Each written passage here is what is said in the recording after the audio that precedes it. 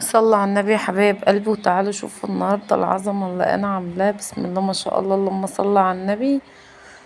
بصوا طبق البطاطس المهروسه القمر، وطبق البتنجان، وطبق طماطم، ويعني اكله عسل. بصوا الكينج بتاع الاكله، اللهم صل على النبي. حاجه كده جميله وقمر، حاجه تفتح النفس. تعالوا بقى شوفوا انا عملت البطاطس المهروسه ازاي.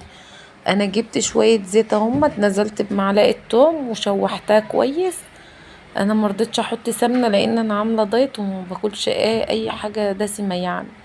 انا حطيت حبه زيت بساط كده، وقمت حاطه معلقه توم شوحتها. اول ما اصفرت نزلت بالبطاطس المهروسه، وحطيت معلقه هريسه شطه، وحبه كمون، وحبه كزبره ناشفه بالشكل اللي انتوا شايفينه دول، وشويه ملح.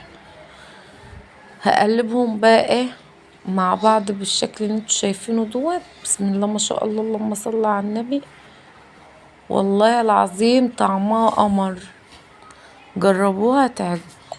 صلوا على النبي يا حبايب قلبي، اهم حاجة.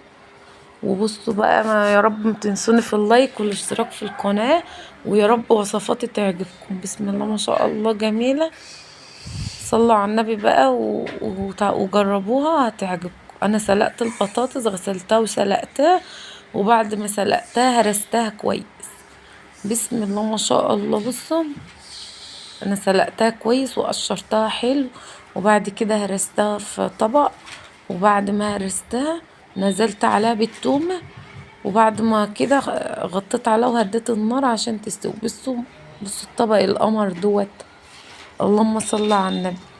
جميل، بطاطس طعمها تحفة، اللهم صل على النبي.